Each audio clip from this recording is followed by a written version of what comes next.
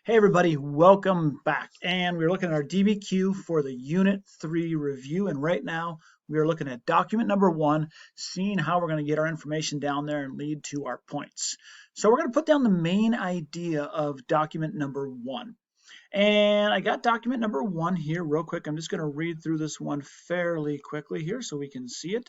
And let's take a look. We have our source on this one is Father Simon, missionary to the Safavid court of Shah Abbas the Great in the city of Isfahan, his report to Pope Clement VIII, 1605.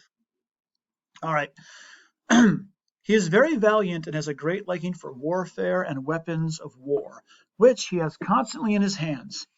We have been eyewitnesses of this because whenever we were with him, he was adjusting his swords, testing his muskets, etc. This is the great experience which he has obtained of warfare over so many years, that makes it in person, and from the first has made him a fine soldier and very skilled, and his men so dexterous that they are little behind our men in Europe. He has introduced into his militia the use and esteem for muskets, which they are very practiced. Therefore it is that his realm has been so much extended on all sides. Above all mentioned soldiers, who total some 100,000 and receive pay for the whole year. So what is our main idea of this document? I would put that Shah Abbas of the Safavids. Make sure I spell that right. Did I get that? No, I didn't. Safavid Empire, and the Shah is the leader. Shah basically just means king. Is the leader of a strong military and has strong military skills as well. Impresses people of Europe. Because Father Paul Simon is writing this report to Pope Clement. So I'm basically going to put a main idea like that down. And let's see here. Is there any outside evidence that I need to know about this that I could put down? I might want to put that the Safavid Empire was one of the gunpowder empires that rose with the use of cannons, had strong military might in this era. And maybe I want to even put that this gunpowder came originally from China.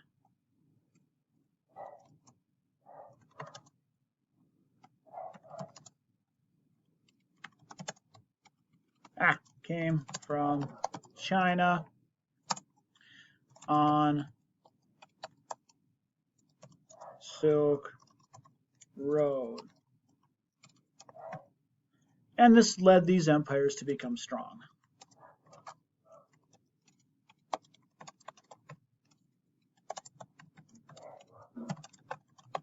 So that's just some outside evidence. Now, do I need outside evidence from every document? No, but I'm doing this because when you read these documents, it might perk you and think, oh, there's gunpowder empires. Gunpowder came from the Silk Road, and you could write that in your actual essay. All right here. So remember this main idea right here. If I do this well for one document, I get a point. If I do it for 2 documents, 2 points. And if I do it for 4 documents, I get 3 points. Outside evidence, each piece of outside evidence that works and is connected to my prompt of empires consolidating power is a point. And if I do it twice, I get 2 points. Now we get to HAP. And if I look back on my rubric again for HAP, if I'm able to put HAP for, let's double check that again, how many documents do I need to put that for? If I put one of these HAP steps in for, I believe it is 1 document, I believe is what I have to do. Yeah, for 1 document, if I'm able to do this HAP in my actual paragraph, I get a actual point. And if I'm able to do it for 2 documents, I get 2 points. So my suggestion is try it for 3, but if you can do it for 2, you are doing pretty well.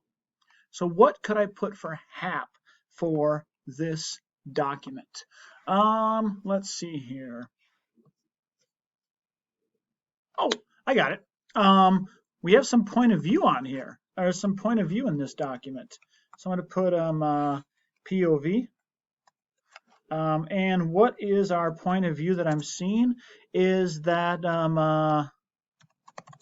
Father Paul Simon believes that the Shah is running a strong military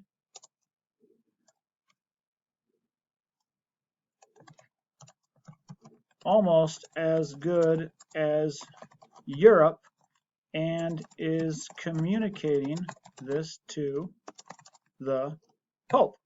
So the point of view kind of in here is that Father Paul Simon believes the Shah is running a good military. It's strong. It's almost as good as what they have in Europe.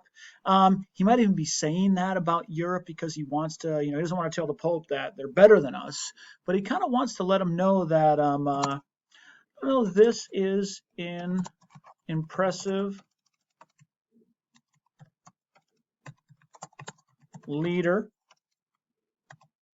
that they should respect. And that's what I'm kind of getting out of this, and I'm writing that fast, and that's okay. Your DBQs will be fast. If you have small, minor spelling mistakes, that's not going to be that big of a deal. You're writing this kind of quick. So here I have done all 3 steps of these. Now, do I need to do these for every single document? No, I don't. So let's go over what do you need to do on this Heimler graphic organizer, which, of course, you will be turning in. All right. So let's say you do need a main idea for all 5 documents. Let's say put down 3 pieces of outside evidence right here. So do every main idea, all 5. So main ideas, do 5 of these. All 5 have to be done. Outside evidence, do this for, let's say, 3 docs. And this HAP thing that I just did, let's do that for 3 docs as well. So this part right here, here's what you need to do for your documents for this. You may read the documents again if you need to, and your HAP should be easy because you've already done that in the other graphic organizer. Outside evidence, you may do that as well. If you're struggling in where to find outside evidence, I've put something on the website for you that could help out. So if I go to the website and I look, I put our basically unit reviews that we wrote. And if you skip down all the way to page 16 on here, it gets to land-based empires. So if there's some outside evidence that you could use on here, go all the way down to page 16.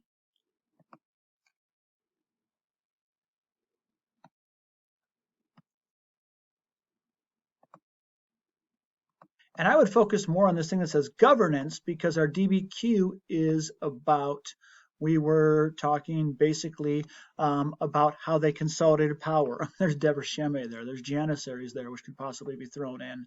All of this governance here, which there's a ton of, could be used as outside evidence on our DBQ. It's also a good way to review this material because you don't know what the DBQ is going to be about. All right, so get this preliminary document work done.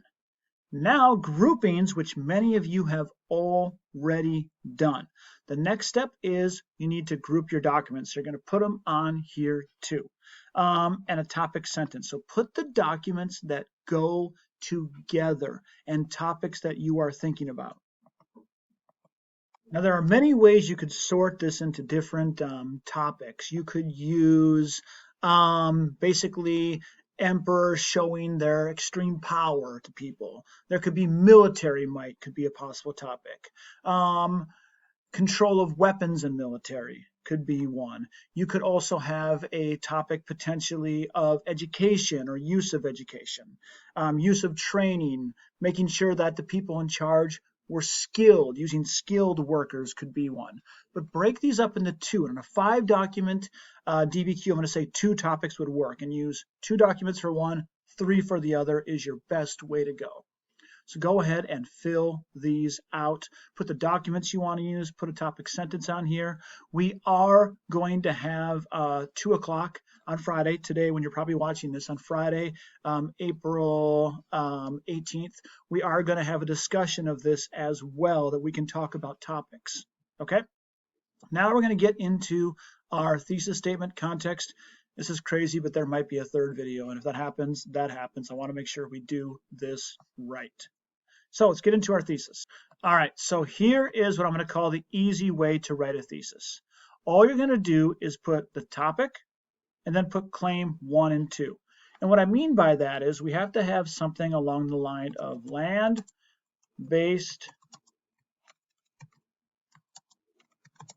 empires, cannot type today, were able to consolidate their power by blank and blank.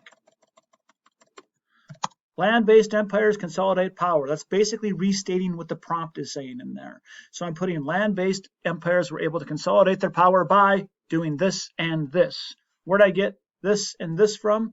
Those are your topics that you chose up here. So basically you're putting your topics for your topic sentence, combine them together. Remember, thesis statements should have the topics from your claims. Okay, so make sure you do that. That is the easy way. Now I'm going to show you the hard way, which may get you a complexity point, which is the last point on here. This is the unicorn. All right, so if we look on here, this is, oh, the unicorn dab in there. This is our unicorn point. The unicorn point is our last point on here for argument complexity, which almost nobody gets. And to earn this point, students must explain how or why, rather than simply identifying the document's point of view, purpose, historical situation, or audience is relevant to an argument about the prompt for each of the 3 documents sourced. A response may demonstrate a complex understanding in a variety of ways. And there we got a list. I'm going to let you pause and read all those if you can. Basically, you have to be making a strong historical argument here. And here's an advice that Steve Heimler has in a way you can do your thesis. It's not easy, but it is a way to possibly lead you to the complexity point. Now, he likes to do something called, although X, because A and B, therefore Y. X being a counterargument to start with, A and B giving your specific historical evidence, and then Y your argument. Let me show you how this could work. Although, all right, so this is a much more complicated one here. So here's what I put. Although maritime empires, which gained resources from the Americas, were dominant in the era of 1450 to 1750, land-based empires also displayed and consolidated their power as well in this era by blank and blank, your topics from your body paragraphs you're going to write. And which led their emperors to become larger than life figures. And that would basically be my argument I'd make at the end. And then at the end of my paragraph, I might add some outside evidence about how big and powerful these emperors were and how they could do what they want in these land-based empires. And that's how I would get the complexity point. If that seems really hard for you, I'm okay if you want to go the easy way and try that. If you want to practice the hard way, I encourage you, but maybe on the day of the exam, you're like, I can't do it, it's not enough time. Then just do the easy way. Do what works for you on this one. I'm going to let you do the thesis either the easy way or the hard way. This is more of a simple thesis, getting your claims out there. You might get the point for it, but you'll be pretty accurate. This is harder. A little more likely to get the thesis point and a complexity point if you get it right, but if you get it wrong, you might miss both. So you do you on this one. Do whatever one works better for you. I recommend practicing the hard way, but if you have to, go with the easy way. You can also send me your thesis statements if you think they work. All right, and I can even post examples, and we can do those in the class discussions on Zoom as well.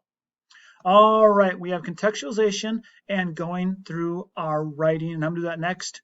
Oh dear, we are going to have a third video. Apologize about that, but we'll start that with our next video.